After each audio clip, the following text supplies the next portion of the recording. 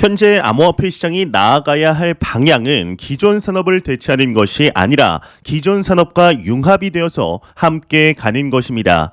지금 상황에서 크립토를 미래라고 하는 것은 일부의 주장에 불과한데 결국 대중에게 크립토가 확산되기 위해서는 기존 산업과 협력하는 방식을 통해 크립토의 실제적인 유익이 증명되어야 하죠. 이러한 점에서 리플 XRP는 스위프트가 가지고 있던 기존의 불편함을 매우 잘 보완하고 있다고 말할 수 있는 것인데요. 이 라울파의 경우는 이미 XRP를 이용 중인 프로토콜이라고 말하였습니다. 이제 누구나 프로토콜을 만들어낼 수는 있는데 하지만 그 프로토콜이 실제 산업에서 사용되고 심지어 메이저가 되게 하는 일은 절대로 쉽지 않죠. 이에 오늘 나온 6천만 개의 XRP 매집 시그널은 그간 나왔던 소식에 비하면 아직 제대로 시작조차 안 했다는 것을 알 수가 있는 것이죠. 구독과 좋아요, 알림 설정 부탁드립니다. 안녕하십니까. 암호화폐 정보를 전달해 드리는 닥터 비트맨입니다. 평일의 시작 월요일에 아침이 밝아왔습니다. 어떻게 편안한 주말 잘 보내셨나요? 이제 정말 가을이라는 날씨가 체감적으로 오는 것 같습니다. 어제 내린 비로 인하여 급격하게 추워진 날씨를 확인할 수가 있는데 나가실 때 이제는 따뜻하게 입고 나가시길 바랍니다. 이 뭐니 해도 건강이 최고죠. 이 주말간 크립토 마켓은 여전히 큰 변동성을 보이지 않고 있습니다. 이제 얼마 뒤면 미국의 소비자 물가 지수가 발표가 이제 남았는데 이를 위한 폭풍 전야의 모습인 걸까요? 일단 코인 마켓캡에서 메이저 탑 10 코인들 먼저 살펴보도록 하겠습니다. 네, 일단 시가총액 1위의 비트코인의 경우는 전날 대비 0.47% 상승한 19,455달러를 나타내고 있습니다. 2위의 이더리움은 0.02% 하락한 1,318달러, 6위의 XRP는 3.85% 상승한 0.53달러를 나타내고 있는데요. 비트코인의 더미넌스, 이더리움의 더미넌스 각각 살펴보게 되면 39.5%, 17.2%를 나타내고 있습니다. 그렇다면 과연 선물 투자자분들은 현재 포지션 어떻게 나누고 있는지 롱숏 포지션 비율 한번 확인해 보도록 하겠습니다. 일단 비트코인의 경우는 롱 포지션이 67%로 더욱 우위를 점하고 있습니다. 이더리움도 마찬가지인데요. 롱 포지션이 67.36%, XRP의 경우는 이와는 반대로 숏 포지션이 60%로 더욱 우위를 점하고 있네요. 지난주이죠. 10월 8일 한국 시간으로 저녁 9시 30분경 미국에서 하나의 보고서가 발표되게 됩니다. 바로 미국의 고용 보고서가 나온 것인데 일단 사진을 보시게 되면은 우선은 신규 일자리는 26.3만 개로 예상치였던 25.3만 개보다 더 많았다는 데이터가 나오게 됩니다. 연준의 지속적인 긴축 기조에 마음을 돌리려면 신규 일자리 수가 못해도 20만 개 이하로 줄어들어야 되는데요. 현재 26.3만 개로 더 탄탄하다는 것이 증명되고 있습니다. 이제 신규 일자리 수가 10만 개 이하로 줄어들면 본격적인 경기 침체가 시작이 되었다 볼 수 있겠는데 실업률은 1969년 이후 최저 기록인 3.5%로 떨어졌고 시간당 임금은 전월 대비와 전년 대비 모두 상승하게 됩니다. 이제 그나마 다행인 점은 임금 인상이 둔화된 것이지만 여전히 조금씩 인상이 되고 있다는 점이 걱정거리라고 볼 수 있겠죠. 이 연준의 조치를 매번 적중하여서 비공식 연준의 대변인이라고 불리우는 한 인물이 있습니다. 바로 월스트리트 저널의 닉 티마라우스라는 기자라는 인물인데요. 이 기자의 경우는 자신의 기사를 통해서 이 페드는 임금 압력이 더 높은 인플레이션을 유지시키는 걸 방지하기 위해 노력하고 있다. 9월의 탄탄한 고용 보고서는 다음 달 회의에서 또 다른 대규모 금리 인상을 승인하는 궤도에 페드를 올려놓을 것이라는 내용을 작성하게 됩니다. 이제 즉 얼마 뒤 발표될 9월의 소비자 물가 지수 CPI 지수 발표에서 반전이 없다면 드라마틱한 반전이 없다면 연준의 이제 긴축 기조의 유지에도 반전이 없을 것이라는 이야기를 하고 있죠. 역시 아침이라 그런지 좀 말이 많이 꼬입니다. 아닙니다. 네, 무튼 이 시장은 이번 연도 두 번 남은 11월, 12월 FOMC에서 각각 75bp, 50bp를 인상하며 내년 초에는 25bp를 인상한다고 전망 중입니다. 그리고 이번 연도 2022년 내내 희망의 빈틈을 노려왔었던 자산 시장은 실망감의 하락을 하고 있죠.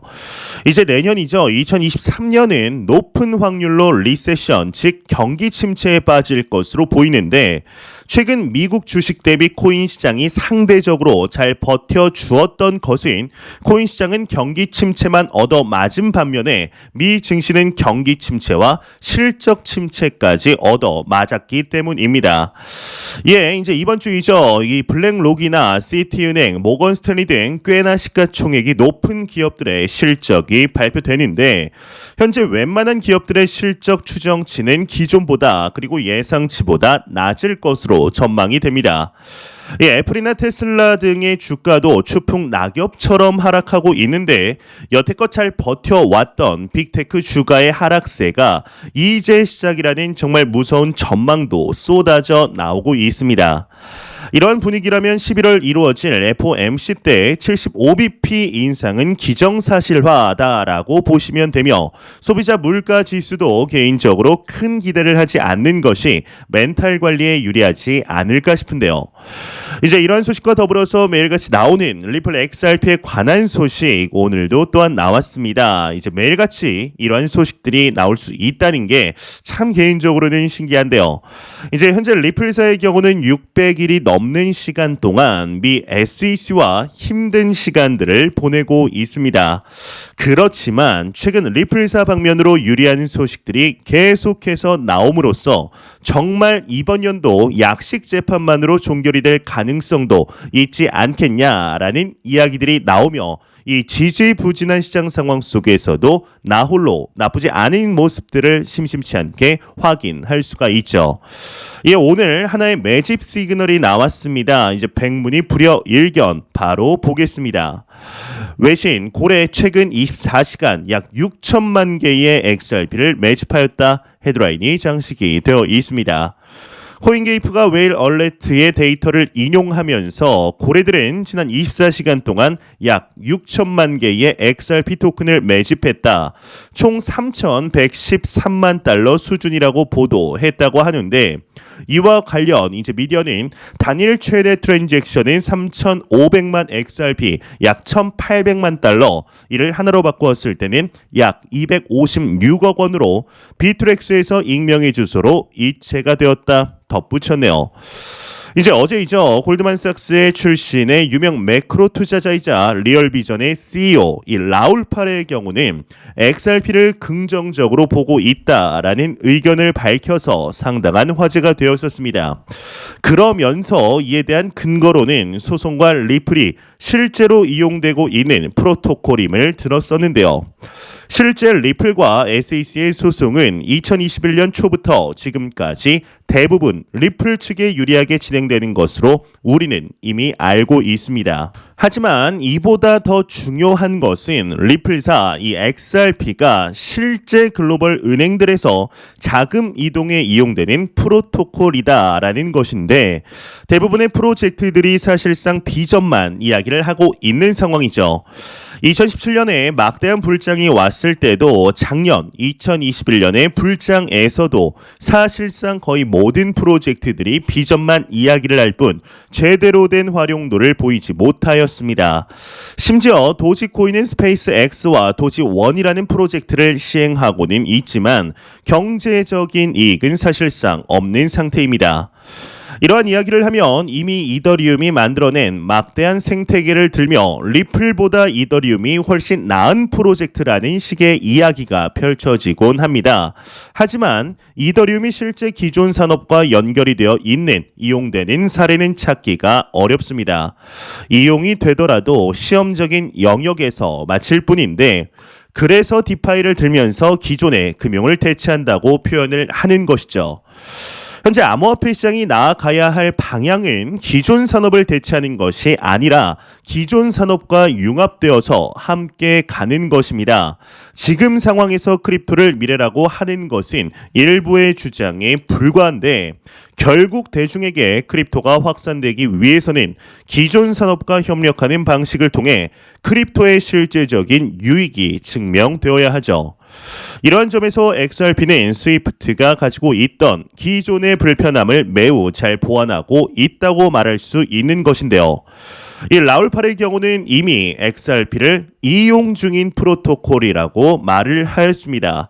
이제 누구나 프로토콜을 만들어낼 수는 있습니다. 하지만 그 프로토콜이 실제 산업에서 사용되고 심지어 메이저가 되게 하는 일은 절대로 쉽지가 않죠.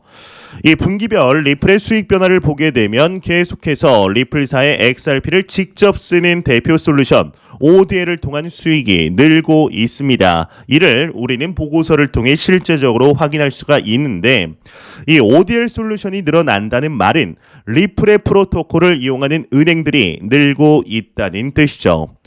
그러한 점에서 소송과 무관하게 글로벌 통화의 이동은 점차 리플로 넘어오고 있다고 할 수 있겠는데요. 참 600일이 넘는 시간 동안 힘든 시간들을 보내고 있는 XRP 투자자들에게 이번 연도 지긋지긋한 소송이 마무리가 되어서 그간의 시간들을 충분히 보상받을 수 있는 시간이 되기를 진심으로 바라보겠습니다. 보겠습니다. 얼마 전 암호화폐 시장의 대표적인 온체인 데이터 기업이죠. 이 크립토컨트에서 비트코인 기관 채택 2.0이라는 주목할 만한 보고서를 내게 됩니다. 이 보고서에는 향후 기관 채택 2.0으로 전환이 될 때의 상승에 대한 기대감을 담고 있는데 이제 작년 2021년의 상승은 누가 뭐라고 해도 기관 자금의 개입이 있었다는 것을 우리는 부인할 수는 없습니다. 2021년 2월 테슬라가 비트코인 결제를 공식화하면서 전체적인 크립토 마켓에 엄청난 상승이 있었는데요. 기업들의 관심이 아마도 이제 첫 번째 비트코인 투자 볼륨을 늘렸다고 할 수 있겠죠. 비트코인의 홍보 기업이라고 불리우던 이 마이크로 스트래티지의 경우는 CEO였던 마이클 세일러의 공로로 지금까지 12만 9,699개의 비트코인을 보유하고 있습니다. 이 테슬라는 2021년 2월 15억 달러 상당의 비트코인을 구매하였는데 물론 이제 2022년 2분기에 포지션의 75%를 매각하기는 했지만 비트코인으로 테슬라 자동차를 결제할 수 있다는 희망을 보여주기도 하였죠.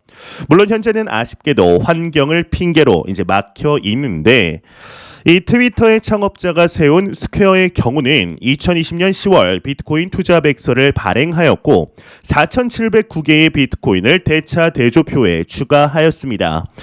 갤럭시 디지털은 2020년 6월 이제 4,000개의 비트코인 보유를 발표하였는데요. 이 그레이스케일은 현재 세계에서 가장 큰 비트코인 펀드를 운용 중이며 63만 6천 개의 비트코인을 보유 중입니다. 2021년 2월까지 이제 비트코인 보유량은 35만 4천 개였지만 이후 이렇게까지 늘게 되었죠. 2021년 가장 큰 변화라고 한다면 역시 비트코인 선물 ETF를 미국 SEC가 승인했다라는 것인데 이 선물이라는 한계가 있는 것이 사실이지만 엔화, 원자재 투자도 대부분의 투자자들이 선물을 이용하고 있다는 점을 잊어서는 안 됩니다. 물론 비트코인 현물 ETF를 SEC에 승인한 날을 고대하고 있는 것이 사실인데요. 이제 만약 비트코인 ETF가 미국에서 승인이 된다면 엄청난 웨이브가 만들어질 것이란 기대감도 큰 상태이죠. 그것이 마침 비트코인 반감기 이전에 일어난다면 참 금상첨화일 텐데요. 일단은 지금 보시는 차트의 경우는 이 마이크로 스트래티지가 비트코인을 매수했던 구간들입니다. 이제 원이 클수록 더 많은 수량을 매수했다는 것인데 이 그래프를 보게 되면은 늘 올라갈 때는 매수가 참 힘들고 불가능하다는 것을 확인할 수가 있습니다. 이제 어떤 때는 매수했는데 오히려 더 하락하기도 하죠.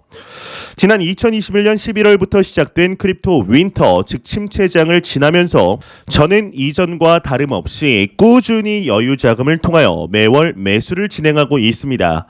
이것이 개인적으로는 참 다행이다라고 생각하는데 일각에서는 크립토 윈터니까 침체장이 분명하니까 현금 들고 관망하고 있다가 괜찮아질 것 같을 때 들어가는 게 좋지 않겠냐라고 말씀도 하십니다. 이게 정말 들어보면은 좀 괜찮아 보이고 그럴싸한 말이라고 생각이 들지만 절대로 그럴싸하지 않고 괜찮은 선택도 아닙니다.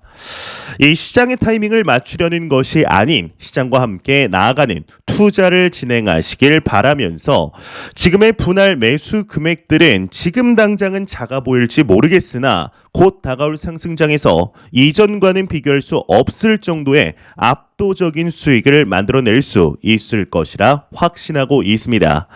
이제 매 영상마다 거의 항상 이제 말씀을 드리지만 이 절대로 단기적인 시각이 아닌 장기적인 시각으로 또한 오랜 시간 동안 함께할 수 있는 여유 자금을 통하여 투자를 진행하시길 진심으로 바래 보겠습니다. 제가 준비해온 소식은 여기까지입니다. 영상 도움이 되셨다면 구독과 좋아요 그리고 광고 한 편만 처음부터 끝까지 시청 부탁드립니다. 이 채널은 오직 광고 수익으로 운영이 되게 됩니다. 항상 영상 시청해 주시는 시청자분들, 구독자분들 너무나 감사드립니다. 오늘 하루도 화이팅 하시길 바라면서 저는 더욱 도움이 되는 영상으로 찾아뵙도록 하겠습니다. 지금까지 닥터 비트맨이었습니다. 감사합니다.